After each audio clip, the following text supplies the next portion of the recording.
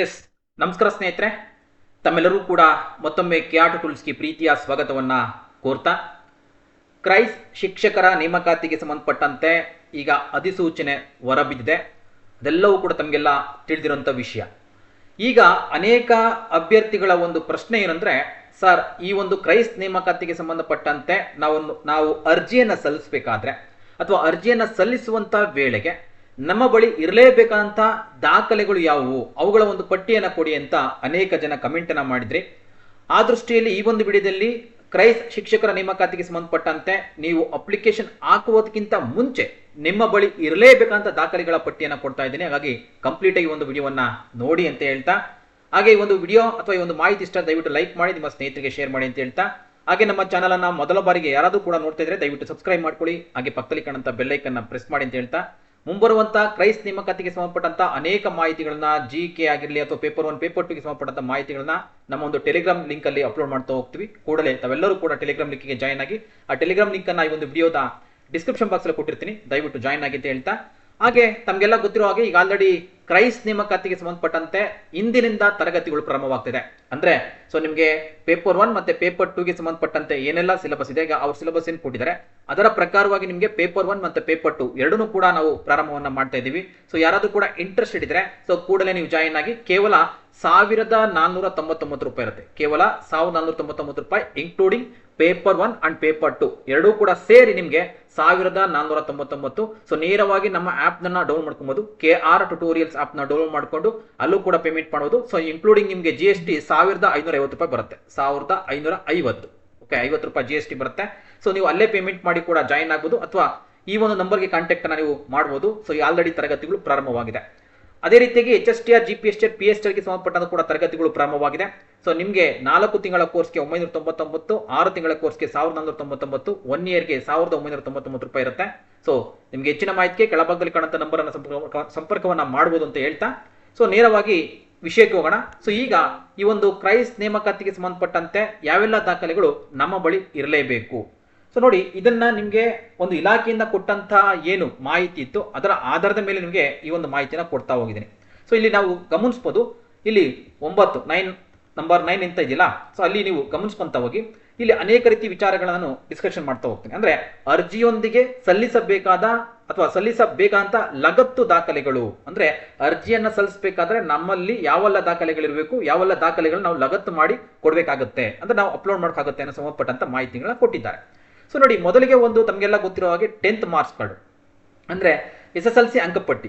ಇಲ್ಲಿ ಪ್ರಮುಖವಾಗಿ ಒಂದು ಬ್ರಾಕೆಟ್ ಅಲ್ಲಿ ಮಾಹಿತಿನ ಕೊಟ್ಟಿದ್ದಾರೆ. ಒಂದಕ್ಕಿಂತ ಹೆಚ್ಚಿನ ಪ್ರಯತ್ನಗಳಲ್ಲಿ ಉತ್ತೀರ್ಣರಾದವರು ಜನ್ಮ ದಿನಾಂಕ ಹೊಂದಿರುವಂತಹ ಕ್ರೋಢೀಕೃತ ಅಂಕಪಟ್ಟಿನ ಕೊಡಬೇಕಾಗುತ್ತೆ. ಅಂದ್ರೆ ಇಟ್ ಮೀನ್ಸ್ ಯಾರಾದ್ರೂ ಕೂಡ 10th ಅನ್ನ ಒಂದೇ ಬಾರಿ ಪಾಸ್ ಆಗಿಲ್ಲ, ನೀವು 2-3 ಟೈಮ್ ಅನ್ನ ತೆಗೆದುಕೊಂಡಿದ್ದೀರಾ, ಅದರಲ್ಲಿ ಯಾವುದರಲ್ಲಿ ಜನ್ಮ ದಿನಾಂಕ ಇದೆಯಲ್ಲ, ಯಾಕೆಂದ್ರೆ ವೆರಿ ಇಂಪಾರ್ಟೆಂಟ್. ಇದು ನಮಗೆ 10th ಮಾರ್ಕ್ಸ್ ಕಾರ್ಡ್ ಅನ್ನೋದು ನಮ್ಮ ಎಕ್ಸಾಮ್ ಸಂಬಂಧಪಟ್ಟಂತ ನಮ್ಮ ಹೆಸರಾಗಿರ್ಲಿ, ಜನ್ಮ ದಿನಾಂಕ ಆಗಿರ್ಲಿ, ತಂದೆ ಹೆಸರಾಗಿರ್ಲಿ, ತಾಯಿ ಹೆಸರಾಗಿರ್ಲಿ, ಇವುಗಳಿಗೆ ಸಂಬಂಧಪಟ್ಟಂತ ಒಂದಿಷ್ಟು ಅತ್ಯಂತ ಇಂಪಾರ್ಟೆಂಟ್ ದಾಖಲೆ. ಓಕೆನಾ, ಅತ್ಯಂತ ಇಂಪಾರ್ಟೆಂಟ್ ದಾಖಲೆ ಅಂತ ಹೇಳೋದು ಯಾವುದು 10th ಮಾರ್ಕ್ಸ್ ಕಾರ್ಡ್. ಆ ನಿಟ್ಟಿನಲ್ಲಿ ಮೊದಲಿಗೆ ನೀವು 10th ಮಾರ್ಕ್ಸ್ ಕಾರ್ಡ್ ನ ತೆಗೆದುಕೊಳ್ತಾ ಹೋಗಿ, ನಾನು ಏನ್ ಹೇಳ್ತಾ ಹೋಗ್ತೀನಿ ಇವೆಲ್ಲವನ್ನು ಕೂಡ ಒಂದ್ ಕಡೆ ನೀವು ಕ್ರೋಢೀಕರಿಸೋದಕ್ಕೆ ಸಾಧ್ಯ ಆಗಿರಬೇಕು. ನನ್ನ ಪ್ರಕಾರವಾಗಿ ಒಂದು 27 ದಾಖಲೆಗಳಿದೆ, ಅವೆಲ್ಲವೂ ಕೂಡ ಎಲ್ಲರಿಗೂ ಅಪ್ಲೈ ಆಗಲ್ಲ. ಯಾರಿಗೆ ಯಾವ್ದು ಅಪ್ಲೈ ಆಗುತ್ತೆ ಅದನ್ನ ಮಾತ್ರ ನೀವು ಫೋಕಸ್ ಮಾಡಿ. ಓಕೆನಾ ಸರ್, ಇದು 27 ದಾಖಲೆಗಳನ್ನ ಹೇಳ್ತಾ ಇದ್ರೆ ಅವೆಲ್ಲವೂ ಕೂಡ ನಮಗೆ ಇರ್ತಾ, ಯಾರಿಗೆ ಯಾವ್ದು ಅಪ್ಲೈ ಆಗುತ್ತೆ ಅದನ್ನ ನೀವು ಕ್ರೋಢೀಕರಿಸ್ಕೊಂತ ಹೋಗಬೇಕಾಗುತ್ತೆ. ಅದು ಒಂದ್ ಕಡೆ ನೀವು ನಾನು ಹೇಳ್ದಂಗೆ ಅದನ್ನ ಮಾರ್ಕ್ ಮಾಡ್ಕೊಂಡು ಒಂದ್ ಕಡೆ ನೀವು ರೆಡಿ ಮಾಡ್ಕೊಳ್ಳಿ. ಓಕೆನಾ, ಯಾಕೆಂದ್ರೆ ಅರ್ಜಿಯನ್ನ ಹಾಕುವಂತ ಟೈಮಲ್ಲಿ ಗಲಿಬಿಲಿ ಆಗೋದು ಬೇಡ. ಓಕೆನಾ, ಆ ಕಾರಣಕ್ಕೋಸ್ಕರ ಈಗಲೇ ರೆಡಿ ಮಾಡ್ಕೊಳ್ಳಿ. ಎರಡನೇದು ಬರೋದ್ರೆ PUC ಸಂಬಂಧಪಟ್ಟಂತೆ ನೋಡಿ, ಎರಡನೇ ಒಂದು PUC ಅಂಕಪಟ್ಟಿ ನೋಡಿ. PUC ಸಂಬಂಧಪಟ್ಟಂತೆ ಏನು ಅಧ್ಯಯನಕ್ಕೆ ಸಂಬಂಧಪಟ್ಟಂತದ್ದು ಮಾಡಿರ್ತೀರಾ, ಅಥವಾ PUC ಸಂಬಂಧಪಟ್ಟಂತೆ ಸ್ಟಡಿಯನ್ನ ಮಾಡಿರ್ತೀರಾ, ಅದು ನೀವು ಏನು ಸೈನ್ಸ್, ಆರ್ಟ್ಸ್ ಇವೆಲ್ಲವೂ ಕೂಡ ಮಾಡಿರ್ತೀರಾ. ಇಲ್ಲಿ PUC ಸಂಬಂಧಪಟ್ಟಂತ ಏನೆಲ್ಲ ಅಂಕಪಟ್ಟಿದೆ ಆ ಒಂದು ಅಂಕಪಟ್ಟಿಯನ್ನು ನೀವು ರೆಡಿ ಮಾಡ್ಕೋಬೇಕಾಗುತ್ತೆ. ಮತ್ತೊಂದು ಮಾಹಿತಿನ ಕೊಟ್ಟಿದ್ದಾರೆ, PUCಯಲ್ಲಿ ಅಧ್ಯಯನ ಮಾಡಿದ ಮಾಧ್ಯಮದ ಪ್ರಮಾಣ ಪತ್ರ ಇದು ಹಿಂದಿ ಭಾಷಾ ಶಿಕ್ಷಕರಿಗೆ ಮಾತ್ರ. ಅವರಿಗೆ ಗೊತ್ತಿರುತ್ತೆ PUCಯಲ್ಲಿ ಅಧ್ಯಯನ ಮಾಡಿದಂತ ಮಾಧ್ಯಮ ಪ್ರಮಾಣದ ಒಂದಿಷ್ಟು ಹಿಂದಿ ಭಾಷಾ ಶಿಕ್ಷಕರಿಗೆ ಮಾತ್ರ ಅನ್ವಯ ಆಗುತ್ತೆ, ಎಲ್ಲರೂ ಕೂಡ ಅನ್ವಯ ಆಗಲ್ಲ. ಅವರು ಆ ಒಂದು ಅಂಕಪಟ್ಟಿನ ರೆಡಿ ಮಾಡ್ಕೋಬೇಕಾಗುತ್ತೆ. ಇನ್ನು ಬೇರೆಯವರೆಲ್ಲರೂ ಕೂಡ ನಮ್ಮ PUC ಅಂಕಪಟ್ಟಿ ಏನಿದೆ ಅದನ್ನ ರೆಡಿ ಮಾಡ್ಕೊಳ್ಳಿ. ಎಲ್ಲವನ್ನು ಕೂಡ ಒಂದ್ ಕಡೆ ನೀವು ರೆಡಿ ಮಾಡ್ಕೊಂಡು ಇಟ್ಕೊಳ್ಳೋದಕ್ಕೆ ಸಾಧ್ಯ ಆಗಿರಬೇಕು. ನೆಕ್ಸ್ಟ್, ಮೀಸಲಾತಿ ಕೋರಿರುವಂತ ಪ್ರವರ್ಗ ಪ್ರಮಾಣ ಪತ್ರ. ಅಂದ್ರೆ ನೀವು ಯಾವೆಲ್ಲ ಒಂದಿಷ್ಟು ಮೀಸಲಾತಿನ ಕೋರಿರ್ತಿರಲ್ಲ, ಫಾರ್ ಎಕ್ಸಾಂಪಲ್ ನಿಮ್ಮ ಕ್ಯಾಸ್ಟ್ ವೈಸ್ ನಿಮ್ಗೆ ಗೊತ್ತಿರುತ್ತೆ ಯಾವ ಕ್ಯಾಸ್ಟ್ಗೆ ಸಂಬಂಧಪಟ್ಟಂತೆ ಯಾರ್ಯಾರು ಯಾವ್ದಕ್ಕೆ ಎಲಿಜಿಬಲ್ ಇರ್ತೀರಾ, ಏನೇನು ಕತೆ. ಸೊ GME ಬರ್ತೀನಾ ಅಥವಾ ಕ್ಯಾಟಗರಿ 1 ಬರ್ತೀನಾ ಅಥವಾ ಕ್ಯಾಟಗರಿ 2 ಬರುತ್ತಾ, ಸೊ ಅದಕ್ಕೆ ಸಂಬಂಧಪಟ್ಟಂತೆ ಏನೆಲ್ಲ ಮೀಸಲಾತಿಯನ್ನು ಕೋರ್ತಿರಲ್ಲ ಅದಕ್ಕೆ ಸಂಬಂಧಪಟ್ಟಂತ ನೀವು ನಿಮ್ಮ ಒಂದು ಏನು ಈ ಒಂದು ಮೀಸಲಾತಿ ಕೋರಿರುವಂತ ಪ್ರವರ್ಗಗಳ ಪ್ರಮಾಣ ಪತ್ರ ಅಂದ್ರೆ ಇನ್ಕಮ್ ಆಗಿರಲಿ, ಇನ್ಕಮ್ ಸರ್ಟಿಫಿಕೇಟ್ ಆಗಿರಲಿ, ಅದು ಕ್ಯಾಸ್ಟ್ ಸರ್ಟಿಫಿಕೇಟ್ ಆಗಿರಲಿ, ಇವುಗಳಿಗೆ ಸಂಬಂಧಪಟ್ಟಂತೆ ನಾವು ರೆಡಿಯನ್ನು ಮಾಡ್ಕೊಳ್ಬೇಕಾಗುತ್ತೆ. ತಮಗೆಲ್ಲ ಗೊತ್ತೇ ಇದೆ, ಇಲ್ಲಿ ಇನ್ಕಮ್ ಅಂಡ್ ಕ್ಯಾಸ್ಟ್ ಸಂಬಂಧಪಟ್ಟಂತೆ ಇಲ್ಲಿ SC ST ಕ್ಯಾಟಗರಿ 1 ಅವರಿಗೆ ಸೊ ನಿಮಗೆ ಅಲ್ಲಿ ಇನ್ಕಮ್ ಬರೋದಿಲ್ಲ, ಕ್ಯಾಸ್ಟ್ ಮಾತ್ರ ಬರುತ್ತೆ. ಒಂದು ಬಾರಿ ಮಾಡಿಸಿದ್ರೆ ಸಾಕು, ಅದು ನಿಮಗೆ ಲೈಫ್ ಟೈಮ್ ಬರುತ್ತೆ. ಅವರನ್ನ ಹೊರತುಪಡಿಸಿ ಬೇರೆಯವರಿಗೆ 5 ವರ್ಷದವರೆಗೆ ಮಾತ್ರ ಅದು ವ್ಯಾಲಿಡ್ ಇರುತ್ತೆ. ತಮ್ಮ ಪ್ರಮಾಣ ಪತ್ರವನ್ನು ಗಮನಿಸ್ಕೊಳ್ಳಿ. ಸೊ ಈಗೇನು ನೋಟಿಫಿಕೇಶನ್ ಬಿಟ್ಟಿದ್ದಾರೆ ಆ ನೋಟಿಫಿಕೇಶನ್ ಅಲ್ಲಿ ಒಂದಿಷ್ಟು ನಿಮಗೆ ಇನ್ಕಮ್ ಅಂಡ್ ಕ್ಯಾಸ್ಟ್ ಸರ್ಟಿಫಿಕೇಟ್ ಸಂಬಂಧಪಟ್ಟಂತ ಅನೇಕ ಮಾಹಿತಿಗಳಿದೆ. ಯಾವೆಲ್ಲ ಕ್ಯಾಸ್ಟ್ಗಳು ಸಂಬಂಧಪಟ್ಟಂತೆ ಯಾವೆಲ್ಲ ಒಂದು ಕ್ಯಾಟಗರಿಗೆ ಬರುತ್ತೆ, ಏನ್ ಕತೆ, ಉದ್ಯೋಗಕ್ಕೆ ಯಾವ್ದಿರಬೇಕು, ಅವೆಲ್ಲವನ್ನು ಕೂಡ ಕೊಟ್ಟಿದ್ದಾರೆ. Very very important. ವಿಶೇಷ ಸೂಚನೆ ಅಡಿಯಲ್ಲಿ ಜಾತಿ ಮತ್ತು ಮೀಸಲಾತಿ ಪ್ರಮಾಣ ಪತ್ರಗಳು ಅನ್ನುವಂತ ಅಡಿಯಲ್ಲಿ ನಿಮಗೆ ಅನೇಕ ರೀತಿ ಮಾಹಿತಿಗಳನ್ನ ಕೊಟ್ಟಿದ್ದಾರೆ. ನೋಟಿಫಿಕೇಶನ್ ಅಲ್ಲಿ ಪೇಜ್ ನಂಬರ್ 8 ಅಲ್ಲಿ ಇದೆ. ಏನೀಗ ಕ್ರೈಸ್ಟ್ ನೇಮಕಾತಿ ಬಿಟ್ಟಿದ್ರಲ್ಲ ಆ ಪೇಜ್ ನಂಬರ್ 8 ಅಲ್ಲಿ ದಯವಿಟ್ಟು ಹೋಗಿ ಗಮನಿಸ್ಕೊಳ್ಳಿ. ನಿಮ್ಮ ಒಂದು ಕ್ಯಾಸ್ಟ್ ಯಾವುದರ ಅಡಿ ಬರುತ್ತೆ, ನಾವು ಯಾವುದನ್ನ ಮಾಡಿಸ್ಕೊಳ್ಬೇಕು ಅನ್ನೋ ಸಂಬಂಧಪಟ್ಟಂತ ಕಂಪ್ಲೀಟ್ ಡೀಟೇಲ್ಸ್ ಅನ್ನ ಕೊಟ್ಟಿದ್ದಾರೆ. ಪೇಜ್ ನಂಬರ್ 8 ಮತ್ತೆ 9 ಈಗ ನೋಟಿಫಿಕೇಶನ್ ಬಿಟ್ಟಿದ್ರಲ್ಲ ಆ ನೋಟಿಫಿಕೇಶನ್ ಅಲ್ಲಿ ಇದೆ, ದಯವಿಟ್ಟು ಅದನ್ನು ಗಮನಿಸ್ಕೊಳ್ಳಿ. ಓಕೆನಾ. ಸೊ ಈಗ ಏನಾಗುತ್ತೆ, ಆ ಒಂದು ಈ ಕ್ಯಾಟಗರಿ ಅವ್ರನ್ನ ಬಿಟ್ಟು ಹೊರತುಪಡಿಸಿ 5 ವರ್ಷದ ಒಳಗಡೆ ಅದಿರ್ಬೇಕಾಗತ್ತೆ. 5 ವರ್ಷವನ್ನ ಮೀರಿದ್ರೆ ಮತ್ತೆ ನೀವು ಮಾಡಿಸ್ಕೊಳ್ಳಿ. ಓಕೆನಾ. ಅಕಾರ್ಡಿಂಗ್ ಟು ದಟ್ ಇದೆಯಾ ಒಮ್ಮೆ ನೀವು ಪರಿಶೋಧಿಸ್ಕೊಳ್ಳಿ. ಓಕೆನಾ. ಅಲ್ಲಿ ನಮಗೆ ನಂಬರ್ 13 ಅಡಿಯಲ್ಲಿ ಯಾವ ರೀತಿ ನಂಬರ್ 9 ಅಡಿಯಲ್ಲಿ ತನಕ ಕೊಡ್ತಾ ಹೋಗಿದ್ರಲ್ಲ ಹಾಗೆ ನಂಬರ್ 13 ಅಡಿಯಲ್ಲಿ ಜಾತಿ ಮತ್ತು ಮೀಸಲಾತಿ ಪ್ರಮಾಣ ಪತ್ರಗಳು ಅಂತ ಒಂದಿಷ್ಟು ಮಾಹಿತಿನ ಕೊಟ್ಟಿದ್ದಾರೆ. ಕ್ರೈಸ್ಟ್ ನೋಟಿಫಿಕೇಶನ್ ಅಲ್ಲಿ ದಯವಿಟ್ಟು ಹೋಗಿ ಗಮನಿಸ್ಕೊಳ್ಳಿ, ಅದ್ರ ಪ್ರಕಾರವಾಗಿ ಮಾಡಿಸ್ಕೊಳ್ಳಿ. ಮೀಸಲಾತಿ ಕೋರಿರುವಂತಹ ಪ್ರವರ್ಗದ ಪ್ರಮಾಣ ಪತ್ರ ಇರಬೇಕಾಗುತ್ತೆ. ನೆಕ್ಸ್ಟ್ ಮಾಜಿ ಸೈನಿಕರಾಗಿ ಕರ್ತವ್ಯ ನಿರ್ವಹಿಸುವವರು ಅಥವಾ ಕರ್ತವ್ಯ ನಿರ್ವಹಿಸಿರುವ ಅಥವಾ ಅವಲಂಬಿತ ಪ್ರಮಾಣ ಪತ್ರ ಯಾರಾದ್ರೂ ಕೂಡ ಮಾಜಿ ಸೈನಿಕರ ಅಡಿಯಲ್ಲಿ ನೀವೇನಾದ್ರೂ ಕೂಡ ಅಪ್ಲೈ ಮಾಡ್ತಾ ಇದ್ರಿ ಅಂದ್ರೆ ಅದಕ್ಕೆ ಸೂಕ್ತವಂತ ದಾಖಲೆಗಳು ನೀವು ರೆಡಿ ಮಾಡ್ಕೋಬೇಕಾಗುತ್ತೆ. ಹಾಗೆ ಗ್ರಾಮೀಣ ಮಾಧ್ಯಮ ವ್ಯಾಸಂಗ ಪ್ರಮಾಣ ಪತ್ರ ಅಂದ್ರೆ ನಿಮ್ಮ ಒಂದು ಶಾಲೆ ಏನಾದ್ರೂ ಕೂಡ ಗ್ರಾಮೀಣ ಭಾಗದಲ್ಲಿ ಇತ್ತು ಅನ್ನೋದಾದ್ರೆ ಸೊ ಅದು 1 to 10th ನೋಡಿ, very very important. 1 to 10th ಆ ಒಂದು ಶಾಲೆ ಗ್ರಾಮೀಣ ಮಾಧ್ಯಮದಲ್ಲಿ ಅಥವಾ ಗ್ರಾಮೀಣ ಭಾಗದಲ್ಲಿ ಇರಬೇಕಾಗುತ್ತೆ. ಈ ಕೆಲವು ಪ್ರಶ್ನೆ ಆಗುತ್ತೆ, ಏನಂದ್ರೆ ಸರ್ ನಾನು ಓದ್ಬೇಕಾದ್ರೆ ಅದು ಏನಾಗುತ್ತೆ 1 to 10th ಅದು ಗ್ರಾಮೀಣ ಮಾಧ್ಯಮದಲ್ಲಿ ಇತ್ತು, ಈಗ ಸಿಟಿಯಾಗಿ ಬೆಳವಣಿಗೆ ಆಗಿ ಅದು ಸಿಟಿ ಒಳಗಡೆ ಸೇರ್ಕೊಂಡ್ಬಿಟ್ಟಿದೆ ಸರ್, ನಾನು ಮಾಡಿಸ್ಬೋದಾ? ಎಸ್, ನೀವು ಓದುವಂತ ವೇಳೆಯಲ್ಲಿ ಆ ಒಂದು ಶಾಲೆ ಗ್ರಾಮೀಣ ಭಾಗದ ಶಾಲೆಯಾಗಿತ್ತು ಅಂದರೆ ನೀವು ಓದುವಂತ ಟೈಮಲ್ಲಿ ಈಗ ಏನ್ ಬೇಕಾದ್ರೂ ಆಗಿರ್ಲಿ, ಬಟ್ ನೀವು ಓದುವಂತ ಟೈಮಲ್ಲಿ ಗ್ರಾಮೀಣ ಭಾಗನೇ ಅದು. ಸೊ ಆಗಿದ್ರೆ ನೀವೇನ್ ಮಾಡಿ ಅಂತಂದ್ರೆ 1 to 10th sir 1 to 5th ನಾನು ಕನ್ನಡ ಮಾಧ್ಯಮ ಓದ್ದೆ ಸರ್, ಆ ನಂತರ ನಾನೇನ್ ಮಾಡಿದೆ 6th to 10th English medium ಓದ್ದೆ ಸರ್ ಅಂದ್ರೆ ಬರೋದಿಲ್ಲ. ಅಪ್ ಟು 1 to 10th ನೀವು ಕನ್ನಡ ಮಾಧ್ಯಮದಲ್ಲಿ ಯಾವುದು ಗ್ರಾಮೀಣ ಭಾಗದಲ್ಲಿ ನೀವು ಓದಿರುವಂತ ಶಾಲೆ ಅದು ಗ್ರಾಮೀಣ ಭಾಗದಲ್ಲಿ ಇರಬೇಕಾಗತ್ತೆ. ಓಕೆನಾ, ಗ್ರಾಮೀಣ ಭಾಗದಲ್ಲಿ ಇರಬೇಕಾಗತ್ತೆ. ಆ ತರ ಇತ್ತು ಅಂದ್ರೆ ಸೊ ನೀವು ಅದೇ ಶಾಲೆಯಲ್ಲಿ ಓದಿದ್ರಿ ಅಂತಂದ್ರೆ ಸೊ ನಿಮ್ಗೆ ಏನಾಗುತ್ತೆ ಅಂದ್ರೆ ಕೆಲವೊಮ್ಮೆ 1 to 5th ಒಂದು ಶಾಲೆಯಲ್ಲಿ ಓದಿರ್ತೀರಾ, 6th to 8th ಅಥವಾ 6th to 8th ಒಂದು ಶಾಲೆಯಲ್ಲಿ ಓದಿರ್ತೀರಾ, ಅಥವಾ 9 to 10th ಒಂದು ಶಾಲೆಯಲ್ಲಿ ಓದಿರ್ತೀರಾ. ಯಾವುದೇ ಶಾಲೆಗೆ ನೀವು ಟ್ರಾನ್ಸ್ಫರ್ ತಗೊಂಡು ಹೋಗಿದ್ರು ಕೂಡ ಅವೆಲ್ಲಾ ಶಾಲೆಗಳು ಗ್ರಾಮೀಣ ಭಾಗದಲ್ಲೇ ಇರಬೇಕು. ಅದರಲ್ಲಿ ಯಾವ್ದಾದ್ರು ಒಂದು ಕೂಡ ಸಿಟಿ ಒಳಗಡೆ ಇತ್ತು, ಗ್ರಾಮೀಣ ಭಾಗದಲ್ಲಿ ಬರ್ತಿಲ್ಲ ಅಂತಂದ್ರೆ ನೀವು ಎಲಿಜಿಬಲ್ ಇರೋದಿಲ್ಲ ಗ್ರಾಮೀಣ ಅಭ್ಯರ್ಥಿಗಳ ವ್ಯಾಸಂಗ ಪ್ರಮಾಣ ಪತ್ರಕ್ಕೆ. ಓಕೆನಾ. ಸೊ ಇಲ್ಲೇನ್ ಕೊಟ್ಟಿದ್ದಾರೆ, ಗ್ರಾಮೀಣ ಅಭ್ಯರ್ಥಿ ವ್ಯಾಸಂಗಂ ಹಾಗೂ ಸಿಂಧುತ್ವದ ಪ್ರಮಾಣ ಪತ್ರ ಅಂತ ಕೊಟ್ಟಿದ್ದಾರೆ. ಇಲ್ಲಿ ಮಾದರಿಯನ್ನ ಅನುಬಂಧದಲ್ಲಿ ನೀಡಿದೆ ಅಂದ್ರೆ ಏನೀಗ ಆಲ್ರೆಡಿ ನಿಮಗೆ ಈ ಒಂದು ನೋಟಿಫಿಕೇಶನ್ ಇದೆ ಅದರಲ್ಲಿ ಕೊಟ್ಟಿದ್ದಾರೆ. ಓಕೆನಾ. ಆ ಪ್ರಮಾಣ ಪತ್ರಗಳು ಯಾವ ರೀತಿ ಇರಬೇಕು, ಯಾವ ನಮೂನೆಯಲ್ಲಿ ಇಡಬೇಕು, ನಮೂನೆ 1 ಮತ್ತು ನಮೂನೆ 2 ಈ ತರ ಸಂಖ್ಯೆಯನ್ನು ಕೂಡ ಆದೇಶ ಸಂಖ್ಯೆಯನ್ನು ಕೂಡ ಕೊಟ್ಟಿರ್ತಾರೆ. ದಯವಿಟ್ಟು ಗಮನಿಸ್ಕೊಂಡು ನೀವು ಮಾಡಿಸ್ಕೊಳ್ಬೇಕಾಗತ್ತೆ. ಸೊ ಆ ಒಂದು ಶಾಲೆಗೆ ಹೋಗಿ ನೀವು HM ಹತ್ರ ಬರ್ಸ್ಕೊಂಡು ಅದು with seal sign, HM seal sign ಮತ್ತೆ ಅಲ್ಲಿನ ಏನು ಕ್ಷೇತ್ರ ಶಿಕ್ಷಣಾಧಿಕಾರಿಗಳು BO ಅವರ ಸೈನ್ ಬೇಕಾಗುತ್ತೆ, ಅದು ನಿಮ್ಮ ಹತ್ರ ಇರಬೇಕಾಗುತ್ತೆ. ಇದಕ್ಕೆ ಇಂತಿಷ್ಟೇ ವರ್ಷ ವ್ಯಾಲಿಡಿಟಿ ಅಂತ ಇಲ್ಲ, ಒನ್ ಟೈಮ್ ಮಾಡಿಸ್ಕೊಂಡು ಎಲ್ಲವೂ ಕೂಡ ನೀಟಾಗಿ ಇತ್ತು ಅನ್ನೋದಾದ್ರೆ ಸೊ ಇದಕ್ಕೆ ನಿಮಗೆ ವ್ಯಾಲಿಡಿಟಿ ಇಲ್ಲ, 5 ವರ್ಷದವರೆಗೂ ಮಾತ್ರ ಇರುತ್ತೆ ಅಥವಾ 10 ವರ್ಷ ಅಂತ ಏನಿಲ್ಲ. ಇದಕ್ಕೆ ನೋ ವ್ಯಾಲಿಡಿಟಿ, ಒನ್ ಟೈಮ್ ನೀವು ನೀಟಾಗಿ ಮಾಡ್ಕೊಂಡ್ರೆ ಸಾಕು. ಹಾಗೆ ನೆಕ್ಸ್ಟ್ ಯಾರಾದ್ರೂ ಕೂಡ ಅಂಗವಿಕಲರ ಪ್ರಮಾಣ ಪತ್ರ ಅದರ ಅಡಿಯಲ್ಲಿ ಕೂಡ ಅಪ್ಲಿಕೇಶನ್ ಆಗ್ತಾ ಇದ್ರೆ ನೀವು ಆ ಒಂದು ಸರ್ಟಿಫಿಕೇಟ್ ನ ನೀವು ರೆಡಿ ಮಾಡ್ಕೊಬೇಕಾಗತ್ತೆ, ಅಂಗವಿಕಲ ಅಭ್ಯರ್ಥಿಗಳ ಪ್ರಮಾಣ ಪತ್ರ. ನೆಕ್ಸ್ಟ್ ಕನ್ನಡ ಮಾಧ್ಯಮ, ಅದೇ ರೀತಿ ಕನ್ನಡ ಮಾಧ್ಯಮ ಅಥವಾ ಇಂಗ್ಲಿಷ್ ಮಾಧ್ಯಮದಲ್ಲಿ ವ್ಯಾಸಂಗ ಮಾಡಿದಂತ ಪ್ರಮಾಣ ಪತ್ರ. ಈ ಕೆಲವೊಮ್ಮೆ ನೀವು ಏನು ಕನ್ನಡ ಮಾಧ್ಯಮಕ್ಕೆ ಸಂಬಂಧಪಟ್ಟಂತೆ ನಾವು ಕನ್ನಡ ಒಂದು ಮೀಸಲಾತಿ ಅಡಿಯಲ್ಲಿ ಕನ್ನಡ ಮಾಧ್ಯಮದ ಮೀಸಲಾತಿ ಅಡಿಯಲ್ಲಿ ನಾವು ಅರ್ಜಿಯನ್ನು ಸಲ್ಲಿಸ್ತೀವಿ, ಅಥವಾ ನಿಮಗೆ ಅಪಾಯಿಂಟ್ ಆಗಂತ ಟೈಮಲ್ಲಿ ಕನ್ನಡ ಮಾಧ್ಯಮಕ್ಕೆ ಸಂಬಂಧಪಟ್ಟಂತ ಒಂದಿಷ್ಟು ನಿಮಗೆ ರಿಸರ್ವೇಷನ್ಸ್ ಇರುತ್ತೆ. ಅಂತ ಅಭ್ಯರ್ಥಿಗಳು ಕೂಡ ನೀವೇನ್ ಮಾಡ್ಬೇಕಂದ್ರೆ ಕನ್ನಡ ಮಾಧ್ಯಮದಲ್ಲಿ ಓದಿದ್ರೆ, ಹೆಂಗೆ ಗ್ರಾಮೀಣ ಅಭ್ಯರ್ಥಿಗಳ ಬಗ್ಗೆ ಮಾತಾಡಿದ್ನಲ್ಲ ಅದೇ ಮಾದರಿಯಲ್ಲಿ ಆ ಶಾಲೆ ಕನ್ನಡ ಮಾಧ್ಯಮ ಆಗಿರ್ಬೇಕಾಗತ್ತೆ. ಸೊ 1 to 10th ನೀವು ಕನ್ನಡ ಮಾಧ್ಯಮದಲ್ಲಿ ಓದಿರ್ಬೇಕಾಗತ್ತೆ. ಓಕೆನಾ. ಸೊ ಅದರಲ್ಲಿ ಯಾವುದೇ ರೀತಿಯಾಗಿ 1 to 5th ಆಗಿರ್ಲಿ ಅಥವಾ 1 to 8th ಒಂದ್ ಕಡೆ 6th to 8th ನಿಮಗೆ 1 to 7th ಕನ್ನಡ ಮಾಧ್ಯಮ, 8th to 10th ನಮಗೆ ಇಂಗ್ಲಿಷ್ ಮಾಧ್ಯಮ ಓದಿ ಅಂದ್ರೆ ಆಗೋದಿಲ್ಲ. 1 to 10th ನೀವು ಕನ್ನಡ ಮಾಧ್ಯಮದಲ್ಲೇ ಓದಿರ್ಬೇಕಾಗುತ್ತೆ. ಸೊ ಆ ಮಾಧ್ಯಮಕ್ಕೆ ಸಂಬಂಧಪಟ್ಟಂತ ವ್ಯಾಸಂಗ ಮಾಡಿದಂತ ಪ್ರಮಾಣ ಪತ್ರಗಳನ್ನ ರೆಡಿ ಮಾಡ್ಕೊಳ್ಳಿ. Same HM sign, so BO sign ಬೇಕಾಗುತ್ತೆ. ಸೊ ಕನ್ನಡ ಮಾಧ್ಯಮ, ಇಂಗ್ಲಿಷ್ ಮಾಧ್ಯಮ ಅಂದ್ರೆ ಇಂಗ್ಲಿಷ್ ಮಾಧ್ಯಮ. ಓಕೆನಾ? ಹಾಗೆ ಯಾರಾದ್ರೂ ಕೂಡ ನಿಮಗೆ ಯೋಜನೆಗಳಿಗೆ ಸಂಬಂಧಪಟ್ಟಂತ ನಿರಾಶ್ರಿತರಾದಂತಹ ಕುಟುಂಬಗಳಿಗೆ ಸಂಬಂಧಪಟ್ಟಂತೆ ನೀವೇನಾದ್ರೂ ಕೂಡ ಯೋಜನಾ ನಿರಾಶ್ರಿತರ ಆಗಿದ್ದರೆ ಅದರ ಅಡಿಯಲ್ಲಿ ನೀವೇನಾದ್ರೂ ಕೂಡ ಮೀಸಲಾತಿಯನ್ನ ಕೋರ್ತೀರಂದ್ರೆ ಆ ಒಂದು ಪ್ರಮಾಣ ಪತ್ರವನ್ನು ಕೂಡ ನೀವು ರೆಡಿ ಮಾಡ್ಕೊಳ್ಬೇಕಾಗತ್ತೆ. ಓಕೆನಾ? ಹಾಗೆ ನೋಡಿ, ಕನ್ನಡ ಸರ್ಟಿಫಿಕೇಟ್ ಅಂಕಪಟ್ಟಿ ಅಂದ್ರೆ ತಮಗೆಲ್ಲ ಗೊತ್ತೇ, ವಿದ್ಯಾರ್ಹತೆ ಹೇಳ್ಬೇಕಾದ್ರೆ ಕನ್ನಡ ಸರ್ಟಿಫಿಕೇಟ್ ಅಂದ್ರೆ ಸಾಹಿತ್ಯ ಪರಿಷತ್ ಆಗಿರಲಿ ಅಥವಾ KS EEB ಆಗಿರಲಿ ಅಥವಾ ವಿಶ್ವವಿದ್ಯಾಲಯಗಳಿಂದ ಪಡೆದಂತ ಕನ್ನಡ ಸರ್ಟಿಫಿಕೇಟ್ ಅಂಕಪಟ್ಟಿ ನಿಮ್ಗೆ ಅದ್ರ ಬಗ್ಗೆ ನಾನು ಈ ಒಂದು ವಿದ್ಯಾರ್ಥಿಗಳಿಗೆ ಸಂಬಂಧಪಟ್ಟಂತೆ ಅಥವಾ ವಿಷಯವರಿಗೆ ಸಂಬಂಧಪಟ್ಟಂತೆ ಏನೆಲ್ಲ ವಿದ್ಯಾರ್ಥಿ ಹೊಂದಿರಬೇಕು ಅಂತ ಹೇಳ್ತಾರೆ ಆ ಒಂದು ಅಭ್ಯರ್ಥಿಗಳು ಮಾತ್ರ. ಓಕೆನಾ? ಎಲ್ಲರಿಗೂ ಅಲ್ಲ. ಕನ್ನಡ ಸರ್ಟಿಫಿಕೇಟ್ ಅಂಕಪಟ್ಟಿಗೆ ಸಂಬಂಧಪಟ್ಟಂತೆ ಅಲ್ಲಿ ಸಂಬಂಧಪಟ್ಟಂತೆ ಇದು ಎಲ್ಲರೂ ಕೂಡ ಅನ್ವಯಿಸಲ್ಲ, ಕೆಲವರಿಗೆ ಮಾತ್ರ ಅನ್ವಯಿಸುತ್ತೆ. ಸೊ ಅವರು ರೆಡಿ ಮಾಡ್ಕೊಬೇಕಾಗುತ್ತೆ. ಓಕೆನಾ? ಇನ್ನ ಪದವಿಯ 3 ವರ್ಷಗಳ ಎಲ್ಲಾ ಪ್ರಯತ್ನಗಳ ದೃಢೀಕೃತ ಅಂಕಪಟ್ಟಿಗಳು ಹಾಗೂ ತೇರ್ಗಡೆ ಹೊಂದಂತ ಪ್ರಮಾಣ ಪತ್ರ. ನೋಡಿ, ವೆರಿ ವೆರಿ ಇಂಪಾರ್ಟೆಂಟ್. ಅಂದ್ರೆ ನಮ್ಗೇನಾಗುತ್ತೆ, 3 ವರ್ಷಗಳಿಗೆ ಸಂಬಂಧಪಟ್ಟಂತೆ ಕೆಲವೊಮ್ಮೆ ನಿಮ್ಗೆ ಹೇಳಿದೆ, ಈಗ ಯಾರಾದ್ರೂ ಕೂಡ ನಾನ್ ಸೆಮಿಸ್ಟರ್ ಇದ್ರೆ ಅವ್ರಿಗೇನಾಗುತ್ತೆ 3+1 ಬರುತ್ತೆ, ಒಂದು ಪಾಸಿಂಗ್ ಸರ್ಟಿಫಿಕೇಟ್ ಅಂತ ಬರುತ್ತೆ, ಒಂದು ಪಾಸಿಂಗ್ ಸರ್ಟಿಫಿಕೇಟ್. ಅದೇ ರೀತಿಯಾಗಿ ಇಲ್ಲ ನಮ್ಗೆ ಏನಾದ್ರು ಕೂಡ ಸೆಮಿಸ್ಟರ್ ವೈಸ್ ಮಾಡಿದ್ರೆ ಅಂದ್ರೆ 6+1 ಬರುತ್ತೆ, ಒಟ್ಟಾರೆಯಾಗಿ 7 ಬರುತ್ತೆ. ಓಕೆನಾ? ಇಲ್ಲಿ ಕೊಟ್ಟಿದ್ದಾರೆ ಎಲ್ಲಾ ವರ್ಷಗಳ ದೃಢೀಕೃತ ಅಂಕಪಟ್ಟಿಗಳು ಮತ್ತೆ ಪಾಸಿಂಗ್ ಸರ್ಟಿಫಿಕೇಟ್ ಅಂತ ತೇರ್ಗಡೆ ಹೊಂದಿರುವಂತ ಪ್ರಮಾಣ ಪತ್ರ ಅಂದ್ರೆ ಅದು ಪಾಸಿಂಗ್ ಸರ್ಟಿಫಿಕೇಟ್ ನಿಮ್ಗೆ ಇರಬೇಕಾಗುತ್ತೆ. ಇಲ್ಲಿ ಕಾನ್ವೊಕೇಶನ್ ಏನಂತ ಕೊಟ್ಟಿಲ್ಲ, ಬಟ್ ಪಾಸಿಂಗ್ ಸರ್ಟಿಫಿಕೇಟ್ ಇರಬೇಕಾಗುತ್ತೆ. ಓಕೆನಾ?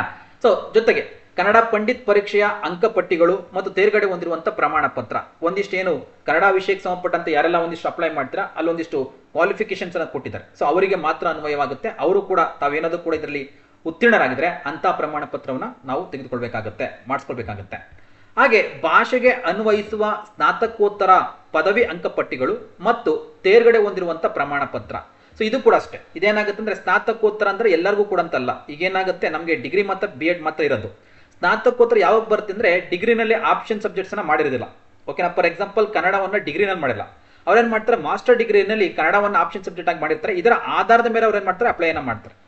ಅಥವಾ ಡಿಗ್ರಿನಲ್ಲಿ ಆಪ್ಷನ್ ಇಂಗ್ಲಿಷ್ ಮಾಡಿರೋದಿಲ್ಲ, ಅವ್ರೇನ್ ಮಾಡ್ತಾರೆ, ಮಾಸ್ಟರ್ ಡಿಗ್ರಿಲಿ ಅವ್ರೇನ್ ಮಾಡಿರ್ತಾರೆ, ಇಂಗ್ಲಿಷ್ ಅನ್ನ ಮಾಡಿರ್ತಾರೆ. ಅಂತ ಅಭ್ಯರ್ಥಿಗಳು ಸೊ ಸ್ನಾತಕೋತ್ತರ ಪದವಿಯಲ್ಲಿರುವಂತಹ ಅಂಕಪಟ್ಟಿಗಳನ್ನ ನೀವು ರೆಡಿ ಮಾಡ್ಕೊಬೇಕಾಗತ್ತೆ. ಯಾಕಂದ್ರೆ ಅವರು ಡಿಗ್ರಿಯ ಮೇಲೆ ಅವ್ರು ಕ್ವಾಲಿಫೈ ಆಗಿರೋದಿಲ್ಲ ಅಥವಾ ಎಲಿಜಿಬಲ್ ಇರೋದಿಲ್ಲ, ಮಾಸ್ಟರ್ ಡಿಗ್ರಿ ಮೇಲೆ ಎಲಿಜಿಬಲ್ ಇರ್ತಾರೆ. ಯಾಕಂದ್ರೆ ಅವರು ಆಪ್ಷನ್ ಸಬ್ಜೆಕ್ಟ್ ಅನ್ನ ಡಿಗ್ರಿಲಿ ಮಾಡೋದಿಲ್ಲ, ಮಾಸ್ಟರ್ ಡಿಗ್ರಿಲಿ ಮಾಡಿರ್ತಾರೆ. ಅದು ಭಾಷೆಗೆ ಸಂಬಂಧಪಟ್ಟಂತೆ ನಾನು ಇದನ್ನ ನಿಮ್ಗೆ ಯಾವೆಲ್ಲ ರೀತಿಯಾದಂತ ಕ್ವಾಲಿಫಿಕೇಶನ್ ಇರಬೇಕು ಅನ್ನೋ ಟೈಮಲ್ಲೂ ಕೂಡ ಕ್ಲಿಯರ್ ಮಾಡಿದ್ದೇನೆ. ಸೊ ಇದನ್ನ ಸ್ವಲ್ಪ ನೀವು ಅಂದ್ರೆ ರೆಡಿ ಮಾಡಿಸ್ಕೊಳ್ಳಿ. ಯಾರಾದ್ರೂ ಕೂಡ ಡಿಗ್ರಿಲಿ ಇತ್ತಂದ್ರೆ ಓಕೆ ಸರ್, ನಾನು ಡಿಗ್ರಿನಲ್ಲಿ ಆಪ್ಷನ್ ಇಂಗ್ಲಿಷ್ ಮಾಡಿದ್ದೇನೆ ಅಥವಾ ಆಪ್ಷನ್ ಕನ್ನಡ ಮಾಡಿದ್ದೇನೆ, ನಾನು ಮಾಸ್ಟರ್ ಡಿಗ್ರಿ ಬೇಕಾ? ಬೇಡ. ಇನ್ ಕೇಸ್ ಡಿಗ್ರಿಲಿ ಮಾಡಿಲ್ಲ, ಮಾಸ್ಟರ್ ಡಿಗ್ರಿ ಮಾಡಿದೆ ಅಂದ್ರೆ ಬೇಕಷ್ಟೇ. ಅರ್ಥ ಆಗ್ತಿದಿಲ್ಲ? Very very important. ಅದನ್ನ ನೀವು ರೆಡಿ ಮಾಡ್ಕೊಳ್ಳಿ. ಓಕೆನಾ? ಸೊ ನಾನು ಡಿಗ್ರಿಲೂ ಮಾಡಿಲ್ಲ, ಮಾಸ್ಟರ್ ಡಿಗ್ರಿಲೂ ಮಾಡಿಲ್ಲ, ನೀವು ಎಲಿಜಿಬಲ್ ಇಲ್ಲ. ಯಾವ್ದಕ್ಕೆ ಸಂಬಂಧಪಟ್ಟ ಮಾತಾಡ್ತಾರೆ ನಾನು? ಸೊ ಇಲ್ಲಿ ಈ ಒಂದು ಭಾಷೆಗೆ ಸಂಬಂಧಪಟ್ಟಂತೆ ಇಲ್ಲ ನೀವು ಡಿಗ್ರಿನಲ್ಲಿ ಮಾಡಿರ್ಬೇಕು, ಇಲ್ಲ ಮಾಸ್ಟರ್ ಡಿಗ್ರಿ ಮಾಡಿರ್ಬೇಕು. ಆ ಒಂದು ಆಪ್ಷನ್ ಸಬ್ಜೆಕ್ಟ್ಸ್ ಅನ್ನ ಕನ್ನಡಕ್ಕೆ ಮಾಡ್ತೀನಿ ಅಂದ್ರೆ ಕಡ್ಡಾಯ ಮೀನ್ಸ್ ಅಲ್ಲಿ ನಮ್ಗೆ ಏನಾಗುತ್ತೆ, ಆಪ್ಷನ್ ಕನ್ನಡ ಅಥವಾ ಇಲ್ಲಿ ಡಿಗ್ರಿನಲ್ಲಿ ಅಂದ್ರೆ ಆಪ್ಷನ್ ಇಂಗ್ಲಿಷ್, ಇಲ್ಲಾಂದ್ರೆ ಮಾಸ್ಟರ್ ಡಿಗ್ರಿ. ಕ್ಲಿಯರ್ ಆಯ್ತಾ? ಹೇಳ್ತಿರೋದು ಸಿಂಪಲ್ ಆಗಿದೆ. ಸೊ ನೋಡಿ, ನೆಕ್ಸ್ಟ್ ಬೋಧನಾ ಮಾಧ್ಯಮಕ್ಕೆ ಅನ್ವಯಿಸುವ ಭಾಷೆಯಲ್ಲಿ ಅಂಗೀಕೃತ ವಿಶ್ವವಿದ್ಯಾಲಯದಿಂದ ಒಂದಿಷ್ಟು ವಿಶ್ವವಿದ್ಯಾಲಯದಿಂದ ಪಡೆದುಕೊಂಡಿರುವಂತಹ ಡಿಪ್ಲೊಮಾದ ಅಂಕಪಟ್ಟಿಗಳು ಮತ್ತು ತೇರ್ಗಡೆ ಹೊಂದಿರುವಂತಹ ಪ್ರಮಾಣ ಪತ್ರ. ಅಂದ್ರೆ ಬೋಧನಾ ಮಾಧ್ಯಮ ಅಂದ್ರೆ ಟೀಚಿಂಗ್ ಮೆಥಡ್, ಅದಕ್ಕೆ ಸಂಬಂಧಪಟ್ಟಂತ ಒಂದಿಷ್ಟು ಅಂಗೀಕೃತ ಅಂಕಪಟ್ಟಿಗಳನ್ನ ರೆಡಿ ಮಾಡ್ಕೊಬೇಕಾಗುತ್ತೆ. ಓಕೆನಾ? ಸೊ ಅದೇ ರೀತಿಯಾಗಿ ಮತ್ತೊಂದು ಇಂಗ್ಲಿಷ್ ಭಾಷೆಗೆ ಸಂಬಂಧಿಸಿದಂತೆ ದಕ್ಷಿಣ Bharat regional institute of English ಸಂಸ್ಥೆಯ ಸ್ನಾತಕೋತ್ತರ ಡಿಪ್ಲೊಮಾದ ಅಂಕಪಟ್ಟಿ ಮತ್ತು ತೇರ್ಗಡೆ ಹೊಂದಿರುವಂತಹ ಪ್ರಮಾಣ ಪತ್ರ. ನಿಮ್ಗೆ ಆಗ್ಲೇ ಹೇಳಿದೆ, ಸೊ ಇದೆಲ್ಲರಿಗೂ ಕೂಡ ಅಪ್ಲೈ ಆಗಲ್ಲ. ಇದು ಯಾರ್ಯಾರಿಗೆ ಕೆಲವೊಂದಿಷ್ಟು ಏನಾಗ್ತಾ ಹೋಗುತ್ತೆ, ಅವ್ರ ಕ್ವಾಲಿಫಿಕೇಶನ್ಸ್ ಅನ್ನ ಬೇರೆ ಬೇರೆ ಮಾರ್ಗದಲ್ಲಿ ಮಾಡ್ಕೊಂಡಿರ್ತಾರೆ, ಬೇರೆ ಬೇರೆ ರೀತಿಯಲ್ಲಿ ಸ್ಟಡಿಯನ್ನ ಮಾಡಿರ್ತಾರೆ. ಸೊ ಯಾರ್ಯಾರು ಅದಕ್ಕೆ ಅಪ್ಲೈ ಆಗ್ತಾರಲ್ಲ ಅಂತವ್ರು ಮಾತ್ರ, ಇದೆಲ್ಲರೂ ಕೂಡ ಅಪ್ಲೈ ಆಗಂತದಲ್ಲ. ಓಕೆನಾ? ಯಾರು ಇದಕ್ಕೆ ಈ ಸಂಬಂಧಪಟ್ಟಂತ ಕಂಡೀಷನ್ಸ್ಗೆ ಅವರು ಅಪ್ಲೈನ ಮಾಡ್ತಾ ಇರ್ತಾರೆ, ಆ ಒಂದು ಕಂಡೀಷನ್ಗೆ ಸಂಬಂಧಪಟ್ಟಂತ ಡಾಕ್ಯುಮೆಂಟ್ ಇದಾಗಿರುತ್ತೆ.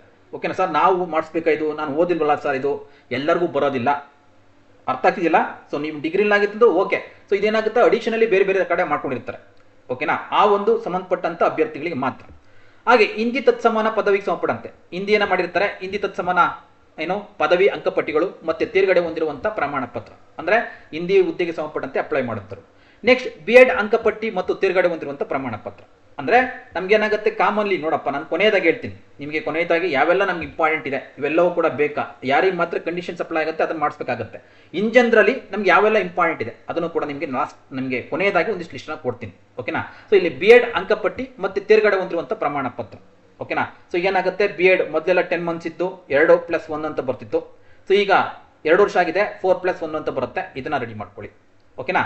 ಸೊ ಈ ಬಿ ಎಡ್ ಸಂಬಂಧಪಟ್ಟಂತೆ ನಾವು ತತ್ಸಮಾನ ಪದವಿನ ನಾವು ಹೊಂದಿದ್ದೇವೆ ಅಥವಾ ಬಿ ಎಡ್ ಅನ್ನ ಮಾಡಿಲ್ಲ, ಅದಕ್ಕೆ ತತ್ಸಮಾನ ಪದವಿಯನ್ನ ನಾವು ಮೀನ್ಸ್ ಮಾಡಿದ್ದೇವೆ ಅಂದ್ರೆ ಅದಕ್ಕೆ ಸಂಬಂಧಪಟ್ಟಂತ ಯಾರೆಲ್ಲ ಮಾಡಿರ್ತಾರೆ ಅವರು ಈ ಒಂದು ಸರ್ಟಿಫಿಕೇಟ್ ನ ರೆಡಿ ಮಾಡಿಸ್ಕೊಬೇಕಾಗತ್ತೆ. ಕಾಮನ್ ಆಗಿ ಎಲ್ಲರೂ ಕೂಡ ಬಿ ಎಡ್ ಮಾಡಿರ್ತಾರೆ. ಸೊ ತತ್ಸಮಾನ ಪದವಿ ಅತ್ಯಂತ ಕಡಿಮೆ ಜನ ಮಾಡಿರ್ತಾರೆ, ಓಕೆನಾ. ಬಿಪೆಡ್ ಅದೇ ರೀತಿಯಾಗಿ ಬಿಪೆಡ್ ಸಂಬಂಧಪಟ್ಟಂತೆ ಯಾರೆಲ್ಲ ನೀವು ಆ ಒಂದು ಬಿಪೆಡ್ ಅಂಕಪಟ್ಟಿ ಮತ್ತೆ ತೇರ್ಗಡೆ ಹೊಂದಿರುವಂತಹ ಪ್ರಮಾಣ ಪತ್ರಗಳು, ಹಾಗೆ ಬಿಪೆಡ್ ತತ್ಸಮಾನ ಪದವಿಯ ಅಂಕಪಟ್ಟಿ ಅಂದ್ರೆ ಯಾರು ಬಿ ಎಡ್ ಮಾಡಿಲ್ಲ ಇದನ್ನ ಮಾಡಿಲ್ಲ, ಸೊ ಅವರು ತತ್ಸಮಾನ ಪದವಿಯನ್ನ ಮಾಡಿರ್ತಾರೆ, ಓಕೆನಾ. ಸೊ ಅಂತವರು ಅಂತಹ ಅಂಕಪಟ್ಟಿ ಮತ್ತೆ ತೇರ್ಗಡೆ ಹೊಂದಿರುವಂತಹ ಪ್ರಮಾಣ ಪತ್ರವನ್ನ ರೆಡಿ ಮಾಡಿಸ್ಕೊಬೇಕಾಗತ್ತೆ, ಓಕೆನಾ. ಹಾಗೆ ಬಿ ಎಡ್ ಮತ್ತೆ ಬಿ ಪಿ ಎಡ್ ತತ್ಸಮಾನ ವ್ಯಾಸಂಗ ಪ್ರಮಾಣ ಪತ್ರದ ಒಂದು ಪ್ರತಿ, ಅಂದ್ರೆ ನೀವು ರೆಗ್ಯುಲರ್ ಆಗಿ ಬಿ ಎಡ್ ಮಾಡಿಲ್ಲ ಅಂದ್ರೆ ಇದು ತತ್ಸಮಾನ ಸಂಬಂಧಪಟ್ಟಂತ ಯಾವ್ದನ್ನ ಬೇರೆದ್ ಮಾಡಿದ್ರೆ ಅಂದ್ರೆ ಅದಕ್ಕೆ ಸಂಬಂಧಪಟ್ಟಂತ ಪ್ರತಿಗಳನ್ನ ನೀವು ರೆಡಿ ಮಾಡಿಸ್ಕೊಳ್ಳಿ ಅಂತ ಅರ್ಥ, ಓಕೆನಾ. ಪ್ಲಸ್ ಮತ್ತೊಂದು ಇಲ್ಲಿ ವೆರಿ ವೆರಿ ಇಂಪಾರ್ಟೆಂಟ್ ಈಗ ಬರುತ್ತೆ ಏನಂದ್ರೆ ಟಿಇಟಿ ಈ ಬಾರಿಯಲ್ಲಿ ಆಡ್ ಆಗಿರೋದು, ಹೌದಾ, very very important. Okay, TET ಸಂಬಂಧಪಟ್ಟಂತೆ ಟಿಇಟಿ ಪೇಪರ್ 2 ನೋಡಿ, ಟಿಇಟಿ ಪೇಪರ್ 2ಗೆ ಸಂಬಂಧಪಟ್ಟಂತ ಪ್ರಮಾಣ ಪತ್ರ, ಓಕೆನಾ. ಇದು ಕೂಡ ಈಗ ಅಡಿಷನಲಿ ಆಡ್ ಆಗಿರೋಂಥದ್ದು. ಆ ಕಾರಣಕ್ಕೋಸ್ಕರ ಯಾರೆಲ್ಲ ಒಂದಿಷ್ಟು ಈ ಒಂದು ಟಿಇಟಿ ಪೇಪರ್ 2 ನ ಎಲಿಜಿಬಲ್ ಆಗಿರ್ತೀರಾ ಆ ಒಂದು ಅಂಕಪಟ್ಟಿನ ಕೂಡ ನೀವು ರೆಡಿ ಮಾಡ್ಕೊಳ್ಳಿ. ಸೊ ನೋಡಿ, ಈಗ ನಿಮಗೊಂದು ಕ್ಲಿಯರ್ ಮಾಹಿತಿನ ಕೊಡ್ತೀನಿ. ಏನಾಯ್ತು, ಇನ್ ಜನರಲಿ ನಮಗೆ SSLC ಒಂದಾ, PUC ಒಂದಾ, ಆಮೇಲೆ ನೆಕ್ಸ್ಟ್ ನಿಮ್ಗೆ ಏನಾಗುತ್ತೆ ಡಿಗ್ರಿಗೆ ಬರ್ತೀರಾ, ಡಿಗ್ರಿ ರಿಲೇಟೆಡ್ ನಿಮ್ಗೆ ಮಾರ್ಕ್ಸ್ ಕಾರ್ಡು, ಡಿಗ್ರಿಲಿ ಆಗಿಲ್ಲ ಅಂದ್ರೆ ಅಥವಾ ಮಾಸ್ಟರ್ ಡಿಗ್ರಿ ಸಂಬಂಧಪಟ್ಟಂತ ಮಾರ್ಕ್ಸ್ ಕಾರ್ಡು, ಕ್ಲಿಯರಾ. ಬಿ ಎಡ್ ಸಂಬಂಧಪಟ್ಟಂತ ಮಾರ್ಕ್ಸ್ ಕಾರ್ಡ್ಗಳು, ಬಿ ಎಡ್ ಸಂಬಂಧಪಟ್ಟಂತ ಮಾರ್ಕ್ಸ್ ಕಾರ್ಡು, ಓಕೆನಾ, ಕ್ಲಿಯರ್ ಆಯ್ತಾ. ನೆಕ್ಸ್ಟ್ ನಿಮಗೆ ಟಿಇಟಿ ಪೇಪರ್ 2 ಓಕೆನಾ. ಇಷ್ಟು ಕ್ವಾಲಿಫಿಕೇಶನ್ಗೆ ಸಂಬಂಧಪಟ್ಟಂತೆ.